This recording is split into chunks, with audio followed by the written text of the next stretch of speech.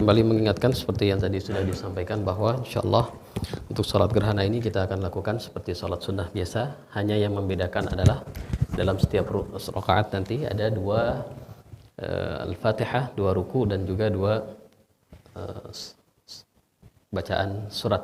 Jadi nanti setelah Fatihah pertama kita akan membaca surat, lalu kemudian ruku, dan setelah ruku sami Allahu liman hamidah tidak langsung sujud, tetapi kemudian kita ulangi membaca Al-Fatihah dan surat, lalu kemudian ruku kembali, i'tidal dan sujud. Itulah rakaat pertama. Rakaat kedua akan kita lakukan dengan kadar yang lebih rendah atau lebih ringan dan lebih pendek bacaannya. Kemudian untuk dalam waktu ruku dan sujud dianjurkan untuk banyak berzikir, memperbanyak dan memperpanjang bacaan kita. Ya. Selain itu semuanya sama seperti yang kita lakukan dalam salat sunnah. Salat jami'ah rahimakumullah.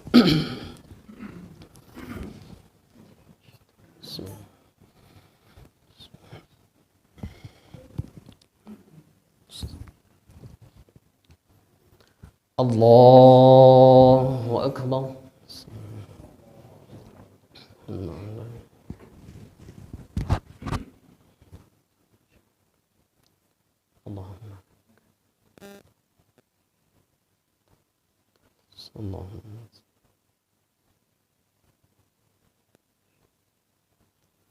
Bismillahirrahmanirrahim. Alhamdulillahi rabbil alamin.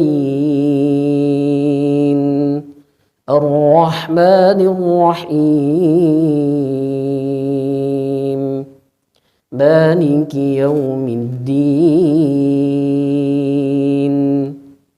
Iyyaka na'budu wa iyyaka nasta'in. Ihdinas siratal mustaqim. Siratal ladzina an'amta 'alaihim ghairil maghdubi 'alaihim waladdallin.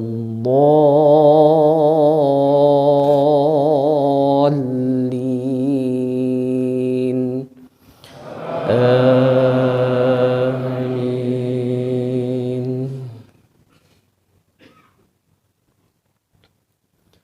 Bismillahirrahmanirrahim. Taha ma anzalna 'alaikal Qur'ana litashqa illa tadhkiratan liman yakhsha. تنزيلا ممن خلق الأرض والسماوات العلى. الرحمن على العرش استوى. له ما في السماوات وما في الأرض وما بينهما وما تحت الثرى. وإن تجهر بالقول فإنه يعلم السر وأخفى. الله لا إله إلا هو له الأسماء الحسنى. وهل أتاك حديث موسى إذ رأى نارا فقال لأهلهم كثوا إني آنست نارا لعلي آتيكم منها بقبس أو أجد على النار هدى. فلما أتاها نودي يا موسى إني أنا ربك فاخلع عليك إنك بالواد المقدس طوى. وأنا اخترتك فاستمع لما يوحى. إنني أنا الله لا إله إلا أنا فاعبدني وأقم الصلاة لذكري. إن الساعة آتية أكاد أخفيها لتجزى كل نفس بما تسعى فلا يصدنك عنها من لا يؤمن بها واتبع هواه فتردى وما تلك بيمينك يا موسى قال هي عصاي أتوكأ عليها وأهش بها على غنمي ولي فيها مآرب أخرى قال ألقها يا موسى فألقاها فإذا هي حية تسعى قال خذها ولا تخف سنعيدها سيرتها الأولى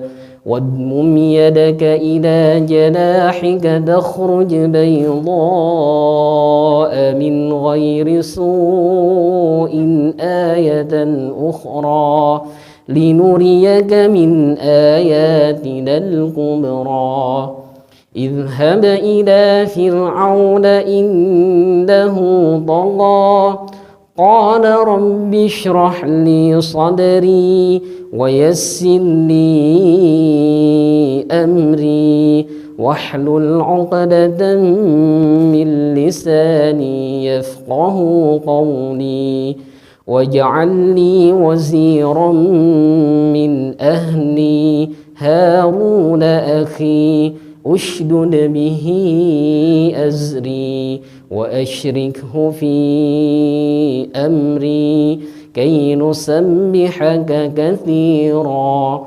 ونذكرك كثيرا إنك كنت بنا بصيرا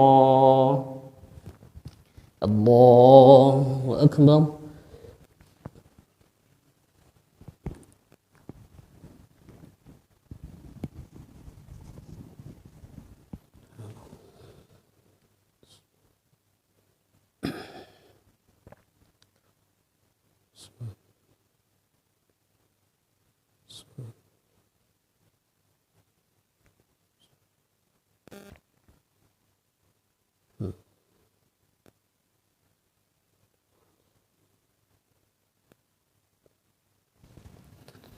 سمع الله لمن حمده بسم الله الرحمن الرحيم الحمد لله رب العالمين الرحمن الرحيم مالك يوم الدين إياك نعبد وإياك نستعين اهدنا الصراط المستقيم صراط الذين أنعمت عليهم غير المغضوب عليهم ولا الضالين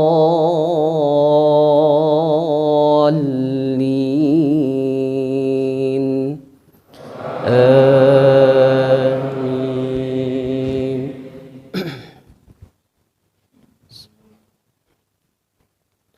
قال قد أوتيت سؤلك يا موسى ولقد مننا عليك مرة أخرى إذ أوحينا إلى أمك ما يوحى أن اقذفيه في التابوت فاقذفيه في اليم فليلقه اليم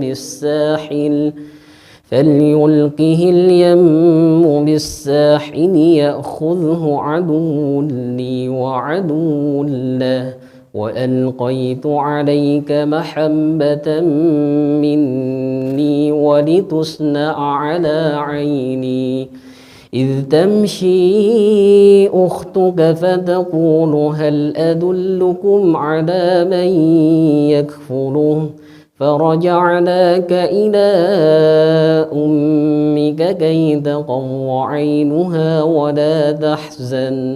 وقتلت نفسا فنجيناك من الغم وفتناك فتونا فلبثت سنين في أهل مدين ثم جئت على قدر يا موسى واصطنعتك لنفسي اذهب أنت وأخوك بآياتي ولا تنيا في ذكري اذهبا إلى فرعون إنه طغى فقولا له قولا لينا لعله يتذكر أو يخشى قالا ربنا إننا نخاف أن يفرط علينا أو أن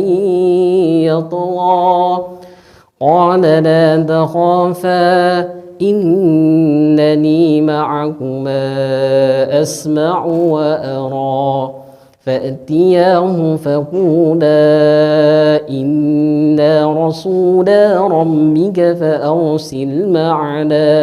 فأرسل معنا بني إسرائيل ولا تعذبهم قد جئناك بآية من ربك والسلام على من اتبع الهدى الله أكبر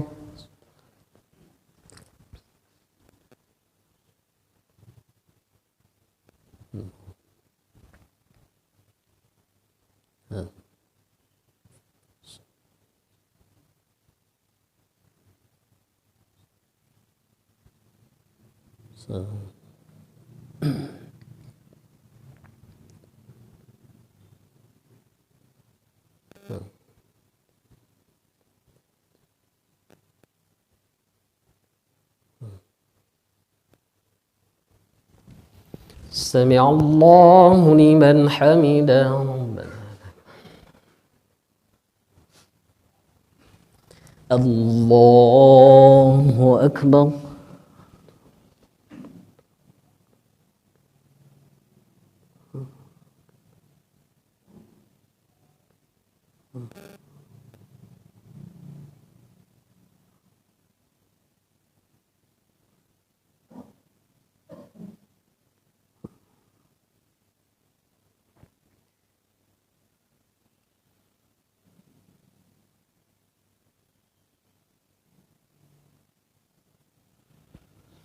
الله أكبر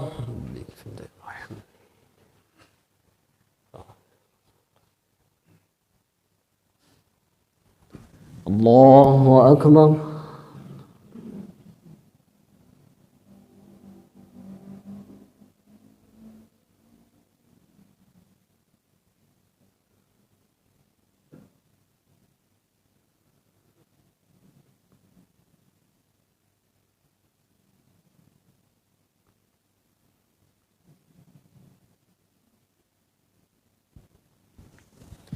الله أكبر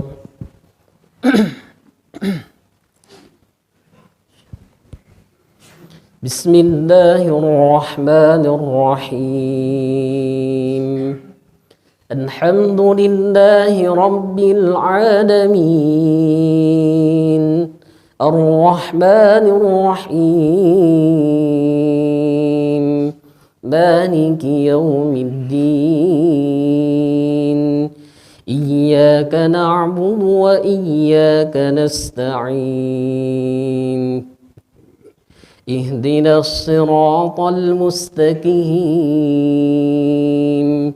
صراط الذين أنعمت عليهم غير المغضوب عليهم ولا الضالين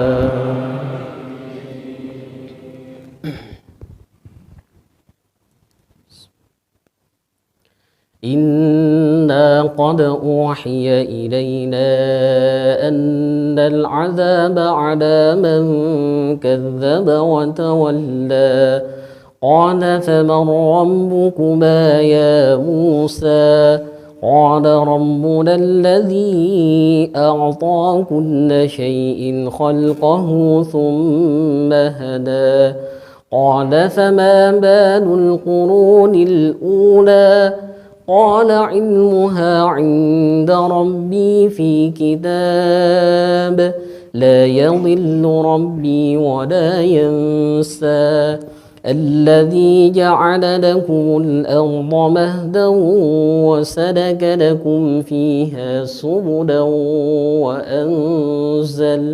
وأنزل من السماء ماء فأخرجنا به أزواجا من نبات شتى كلوا وارعوا أنعامكم إن في ذلك لآيات لأولي النهى منها خلقناكم وفيها نعيدكم ومنها نخرجكم تارة أخرى ولقد أريناه آياتنا كلها فكذب وأبى قال أجئتنا لتخرجنا من أرضنا بسحرك يا موسى فلنأتينك بسحر مثله فاجعل بيننا وبينك موعدا لا نخلفه نحن ولا أنت مكانا سوى قال موعدكم يوم الزينة وأن يحشر الناس ضحى فتولى فرعون فجمع كيده ثم أتى قال لهم موسى ويلكم لا تفتروا على الله كذبا فيسحتكم بعذاب وقد خاب من افترى فتنازعوا أمرهم بينهم وأسروا النجوى قالوا إن هذان لساحران يريدان أن يخرجاكم من أرضكم بسحرهما ويذهبا بطريقتكم المثلى الله أكبر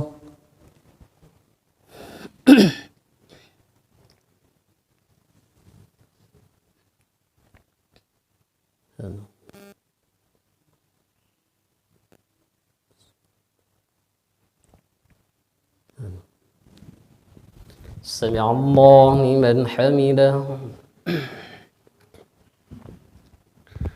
بسم الله الرحمن الرحيم الحمد لله رب العالمين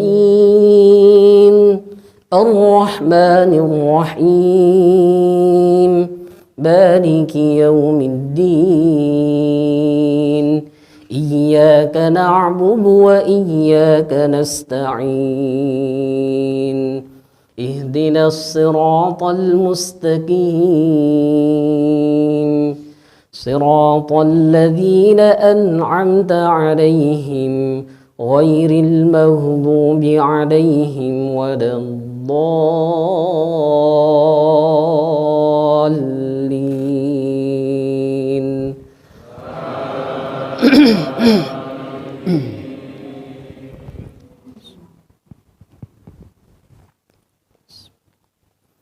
فأجمعوا كيدكم ثم أتوا صفا وقد أفلح اليوم من استعدى قالوا يا موسى إما أن تلقي وإما أن نكون أول من ألقى قال بل ألقوا فإذا حبالهم وعصيهم يخيل إليه من سحرهم أنها تسعى فأوجس في نفسه خيفة موسى قلنا لا تخف إنك أنت الأعلى وألق ما في يمينك تلقف ما صنعوا إنما صنعوا كيد ساحر ولا يفلح الساحر حيث أتى فألقي السحرة سجدا قالوا آمنا برب هارون وموسى قال آمنتم له قبل أن آذن لكم إنه لكبيركم الذي علمكم السحر فلأقطعن أيديكم وأرجلكم من خلاف ولأصلبنكم في جذوع النخل ولتعلمن أينا أشد عذابا وأبقى قالوا لن نؤثرك على ما جاءنا من البينات والذي فطرنا فاقض ما أنت قاض إنما تقضي هذه الحياة الدنيا إنا آمنا بربنا ليغفر لنا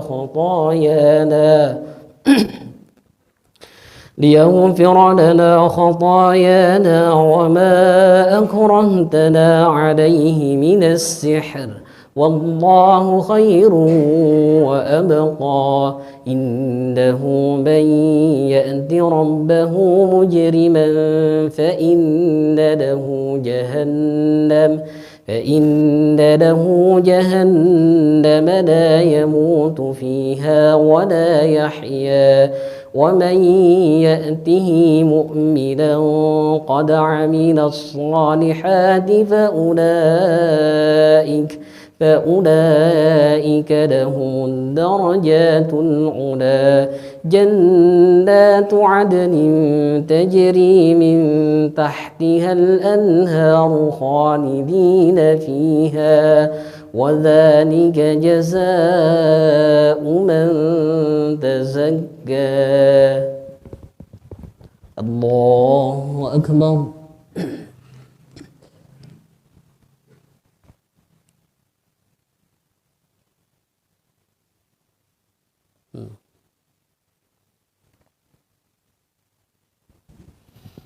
سمع الله لمن حمده الله أكبر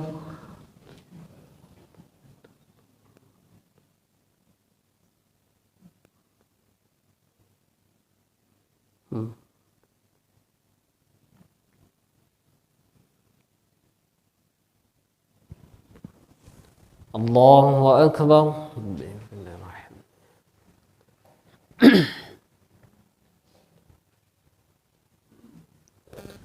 الله أكبر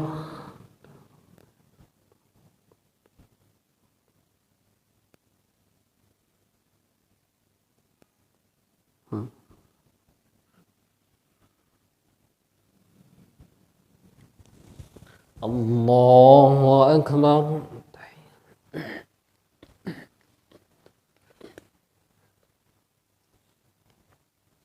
السلام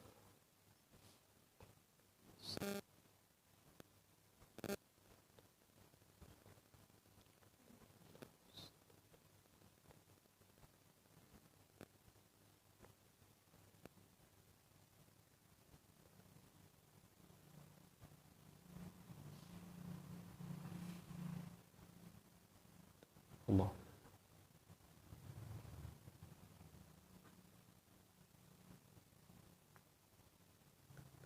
Assalamualaikum warahmatullahi. Assalamualaikum warahmatullahi.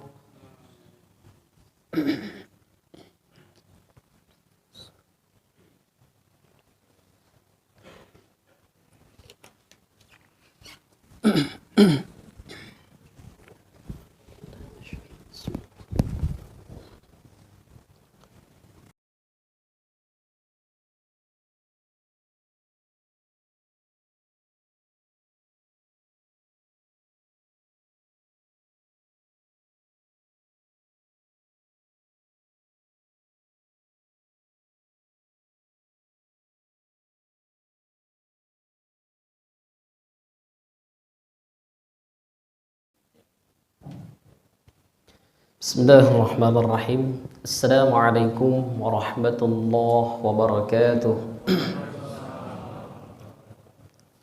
Alhamdulillah. Alhamdulillahilladzi ja'ala al-laila wan-nahara wash-shamsa wal-qamara ayat min ayatihi. Ashhadu an la ilaha illallah wahdahu la syarika lah wa ashhadu anna Muhammadan 'abduhu wa rasuluhu la nabiyya ba'dahu. اللهم فصل وسلم على هذا النبي الكريم وعلى آله وصحبه ومن تبعهم بإحسان إلى يوم الدين أما بعد فيا عباد الله أوصيكم وإياي نفسي بتقوى الله تعالى وطاعته وقد فاز المتقون فقال عز وجل يا أيها الناس اتقوا ربكم الذي خلقكم من نفس واحدة وخلق منها زوجها وبث منهما رجالا كثيرا ونساء واتقوا الله الذي تساءلون به والأرحام إن الله كان عليكم رقيبا وقال أيضا ومن آياته الليل والنهار والشمس والقمر لا تسجدوا للشمس ولا للقمر واسجدوا لله الذي خلقهن إن كنتم إياه تعبدون وقال صلى الله عليه وسلم إن الشمس والقمر لا ينكسفان لموت أحد ولا لحياته فإذا رأيتم ذلك فدعوا الله وكبروا وصلوا وتصدقوا صدق الله العظيم وصدق رسوله النبي الحبيب الكريم ونحن على ذلك من الشاهدين والشاكرين. Ma'asyiral muslimin, jamaah yang dimuliakan Allah, puji syukur tak henti kita panjatkan kehadirat Allah Ta'ala atas limpahan rahmat, nikmat dan karunia-Nya. Alhamdulillah sampai detik ini Allah masih berikan kita kekuatan untuk senantiasa istiqamah dalam ketaatan. Mudah-mudahan segala amal ibadah kita, segala gerak-gerik kita dalam ketaatan pada Allah Subhanahu wa taala senantiasa dijadikan sebagai tabungan deposit amal baik kita yang akan memberatkan timbangan amal baik kita nanti di yaumil hisab kelak. Amin ya rabbal alamin. Masyiral muslimin jamaah yang dimuliakan Allah, malam ini kita ditunjukkan oleh Allah Subhanahu wa taala satu tanda kekuasaan Allah ketika Allah Subhanahu wa taala memberikan satu fenomena di mana salah satu makhluk Allah Subhanahu wa taala yang kita kenal sebagai salah satu anggota dari tata surya kita, bulan yang mestinya saat ini terlihat dengan jelas, lalu kemudian Allah Subhanahu wa taala takdirkan penampakan bulan pada malam hari ini tertutup oleh bayangan bumi. Peristiwa ini jamaah ikhwatal iman rahimakumullah pernah terjadi di masa Rasulullah sallallahu alaihi wasallam. Ketika itu terjadi pada gerhana yang disebut dengan gerhana matahari, ketika matahari terhalang posisinya dengan posisi bulan di tengah matahari dan bumi. Maka hari ketika itu yang tadinya terang benderang seketika kemudian berubah gelap gulita. Dan manusia ketika itu panik. Kemudian kejadian ini berkaitan bertepatan dengan wafatnya anak Rasulullah sallallahu alaihi wasallam. Maka kemudian banyak orang yang mengaitkan peristiwa ini dengan wafatnya anak Rasulullah sallallahu alaihi wasallam. Maka ketika itu Rasulullah sallallahu alaihi wasallam kemudian mengatakan, kata Rasulullah sallallahu alaihi wasallam dari sahabat Al-Mughirah bin Syu'bah, ia berkata, kasafati syamsu ala ahdi Rasulillah sallallahu alaihi wasallam. Pernah terjadi satu ketika gerhana matahari ketika cahaya matahari tertutup di siang hari di masa Rasulullah sallallahu alaihi wasallam, dan ketika itu bertepatan dengan yauma mata Ibrahim, ketika Ibrahim anak Rasulullah sallallahu alaihi wasallam meninggal dunia. Faqala an-nas, maka kemudian manusia ketika itu berkata, kasafati syamsu li mauti Ibrahim, matahari pun ikut bersedih sehingga cahayanya tertutup dengan wafatnya Ibrahim.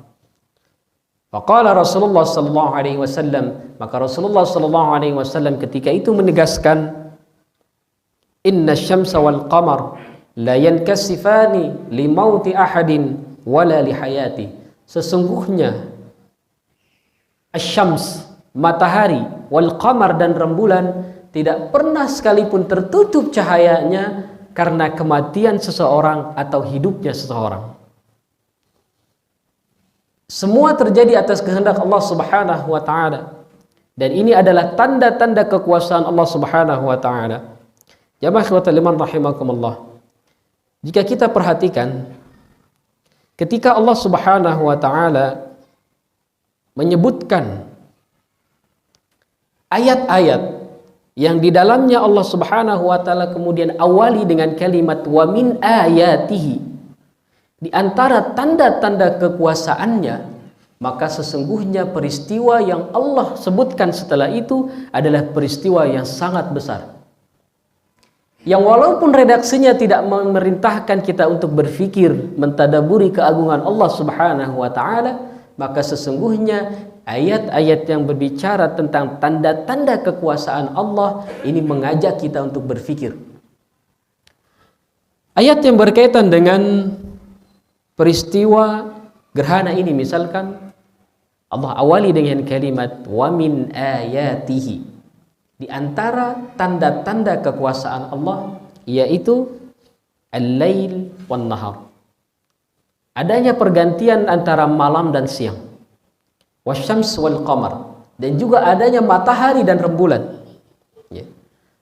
Maka ketika kemudian nanti kita perhatikan ayat-ayat yang berbicara tentang tanda-tanda kekuasaan Allah dan diawali dengan kalimat wa min ayatihi, kita akan menemukan sebuah fenomena yang sangat menakjubkan.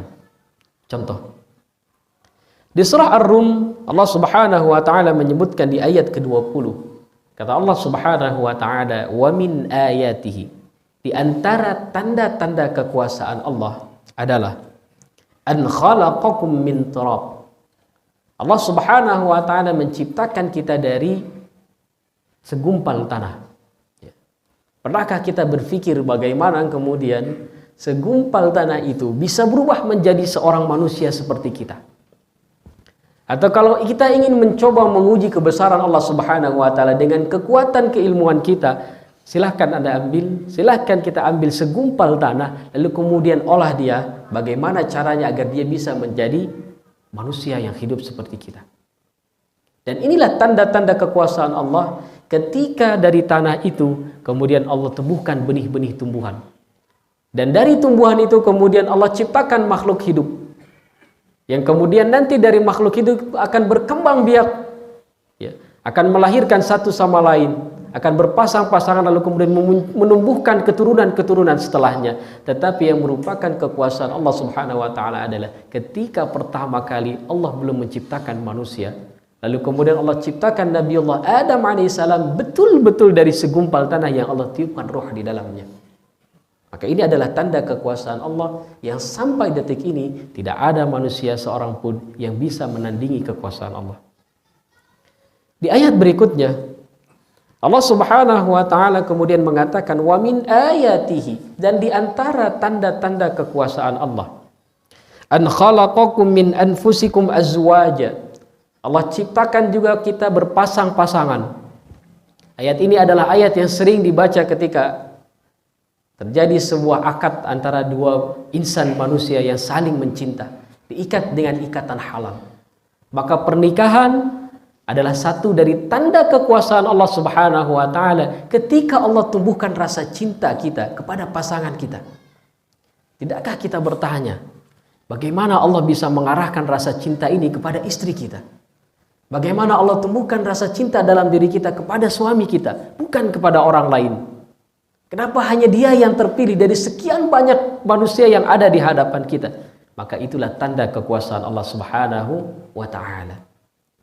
Di ayat berikutnya Allah Subhanahu wa taala kemudian menyebutkan wa min ayatihi, di antara tanda-tanda kekuasaan Allah juga, an khalaqas samawati wal arda wa ikhtilafu alsinatikum wa alwanikum.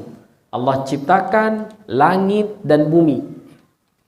Langit dengan hamparannya yang begitu luas dan tidak memiliki satu pun tiang yang menopang keberadaan langit. Bumi dengan hamparannya yang juga begitu luas dan segenap makhluk hidup yang ada di dalamnya, tidak akan ada makhluk Allah Subhanahu wa taala yang bisa menciptakan bumi dan langit yang serupa. Inilah tanda-tanda kekuasaan Allah. Dan di antara tanda kekuasaan Allah Subhanahu wa taala juga Allah menciptakan wa ikhtilafu alsinatikum wa alwanikum. Allah ciptakan kita dalam bentuk yang memiliki bahasa, memiliki warna, dan memiliki bentuk wajah yang berbeda. Pernahkah kita bercoba berpikir berapa variabel jenis bentuk manusia yang ada di muka bumi ini? Saat ini saja, ketika kita hidup, pernahkah kita mencoba menghitung berapa jenis bentuk rupa manusia yang saat ini masih hidup? Dan sebagian besar tidak ada yang sama.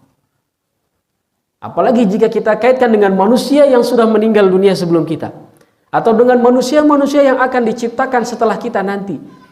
Bagaimana Allah kemudian memiliki sebuah kreativitas menciptakan bentuk wajah kita tidak ada satupun yang sama persis.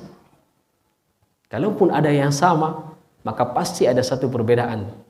Inilah tanda kekuasaan Allah Subhanahu wa taala. Jika kita katakan ini adalah sebuah hasil karya kreativitas, maka tidak ada kreativitas makhluk yang akan bisa menandingi kreatifnya Allah Subhanahu wa taala dalam menciptakan makhluk yang berbeda-beda.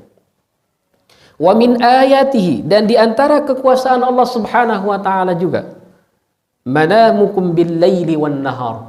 Bagaimana Allah Subhanahu wa taala kemudian menciptakan siklus dalam kehidupan kita, ketika ada waktu kita untuk bekerja, ada waktu kita untuk beristirahat, dan ada waktu kita untuk tidur.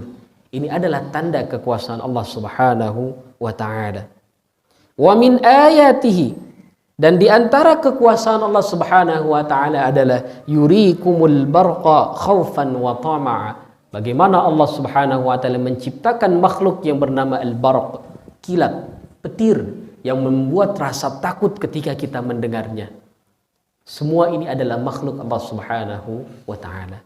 Maka jamaah ikhwatal iman rahimakumullah, jika kita perhatikan tanda-tanda kekuasaan Allah yang berkaitan dengan alam semesta ini, kita akan menemukan semua bentuk fenomena yang kita temukan. Dari yang terlembut, rasa cinta antara laki-laki dan perempuan, sampai yang terganas seperti petir sekalipun, itu adalah makhluk ciptaan Allah. Dari yang paling sederhana, kita memiliki rasa kantuk, lalu kemudian kita terbangun, sampai yang paling kompleks sekalipun, langit yang tidak memiliki tiang, Allah mampu ciptakan seperti itu. Maka ketika datang fenomena gerhana matahari ini, yang dahulu pertama kali dialami di masa Rasulullah SAW terjadi, maka semua manusia ketika itu mengalami rasa takut yang luar biasa. Mereka khawatir bahwa ini adalah tanda-tanda kiamat. Lalu kemudian mereka mengkaitkan ini dengan fenomena wafatnya anak Rasulullah SAW yang kebetulan saat itu adalah gerhana matahari. Maka Allah Subhanahu wa taala kemudian menegaskan, Rasulullah SAW menjelaskan bahwa matahari dan bulan adalah salah satu tanda kekuasaan Allah Subhanahu wa taala. Ketika cahaya mereka tertutup, maka itu tidak berkaitan dengan hidup dan matinya seseorang. Ini adalah bagian daripada kekuasaan Allah. Dan yang Allah perintahkan kepada kita, la tasjudu lisyamsi wala lilqamar, Jangan sekali-kali kita sujud menyembah kepada matahari ataupun bulan ataupun makhluk-makhluk lainnya. Walakin kata Allah Subhanahu wa taala, wasjudu lillahi alladzi khalaqahun, tapi bersujudlah kalian kepada zat yang menciptakan semuanya. Jamaah sekalian rahimakumullah. Terakhir di antara sunnah yang diajarkan oleh Rasulullah sallallahu alaihi wasallam ketika kita melihat fenomena ini, Rasulullah mengajarkan kepada kita dalam sebuah hadis yang diriwayatkan oleh Aisyah radhiyallahu anha, kata Rasulullah sallallahu alaihi wasallam, "Fa idza ra'aitum dzalik," kalau kalian melihat fenomena itu terjadi, maka fad'ullah, berbanyaklah doa kepada Allah Subhanahu wa taala. Kemudian kata Rasulullah sallallahu alaihi wasallam, "Wa kabbiru," dan besarkan Allah Subhanahu wa taala dengan bertakbir, Allahu akbar, Allahu akbar, Allahu akbar. "Wa sallu," dan salatlah kalian yang baru saja kita lakukan. Dan yang terakhir, Rasulullah sallallahu alaihi wasallam memerintahkan kepada kita untuk memperbanyak sedekah, wa tasaddaqu. Mudah-mudahan segenap amaliyah yang kita lakukan pada malam hari ini, detik ini dan saat ini termasuk sebagai amalan yang kita lakukan atas dasar ketaatan kita kepada Allah Subhanahu wa taala dan kepada Rasulullah sallallahu alaihi wasallam. Semoga Allah Subhanahu wa taala terima segala amal ibadah kita, dan mudah-mudahan apapun yang terjadi akibat fenomena alam ini, itu semua tidak lepas dari kehendak Allah Subhanahu wa taala. Mudah-mudahan semua ini bisa meningkatkan keimanan, ketakwaan kita kepada Allah Subhanahu wa taala, menyadarkan betapa besarnya Allah dan betapa tidak berdayanya diri kita sebagai makhluk. Hadanallah wa iyyakum ajma'in. Aqulu qawli hadza wa astaghfirullah li wa lakum wa lisairil muslimin wal muslimat. Demikian yang dapat disampaikan, mudah-mudahan ada manfaatnya dan semoga menambah ilmu kita, mempertebal keimanan kita dan berefek kepada amal ibadah kita dalam keseharian kita. Allahumma ighfir lil muslimin wal muslimat wal mu'minin wal mu'minat al ahya'i minhum wal amwat innaka sami'un qaribun mujibud da'awat wa ya qadiyal hajat. Allahumma ighfir lana dhunubana wa israfana fi amrina وثبت أقدامنا وانصرنا على القوم الكافرين. اللهم أعنا على ذكرك وشكرك وحسن عبادتك. اللهم يا مقلب القلوب ثبت قلوبنا على دينك وعلى طاعتك. ربنا ظلمنا أنفسنا وإن لم تغفر لنا وترحمنا لنكونن من الخاسرين. ربنا آتنا في الدنيا حسنة وفي الآخرة حسنة وقنا عذاب النار. سبحان ربك رب العزة عما يصفون والسلام على المرسلين والحمد لله رب العالمين. قولوا قولي هذا استغفر الله لي ولكم. بالله التوفيق والهداية. السلام عليكم ورحمة الله وبركاته.